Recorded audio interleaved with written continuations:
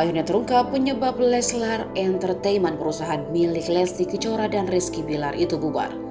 Manajer Rizky Bilar, Ariel Lobster alias Bodi, membenarkan kabar bahwa Leslar Entertainment kini dibubarkan. Dia mengungkapkan bahwa salah satu alasan ditutupnya perusahaan milik Lesti Kejora dan Rizky Bilar karena tidak ada pemasukan.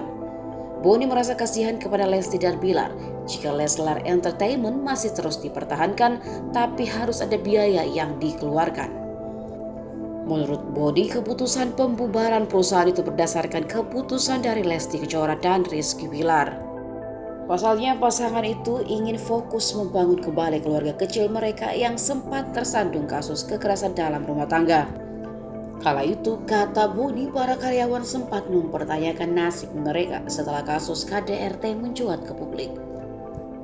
Kini setelah kasus tersebut berakhir damai, Lesti Bilar memutuskan untuk membubarkan perusahaan mereka.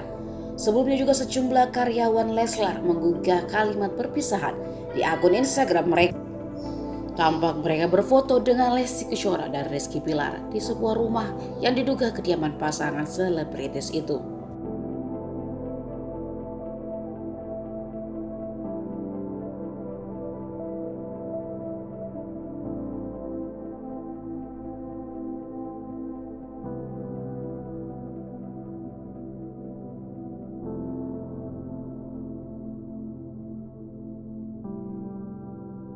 Terima kasih sudah nonton.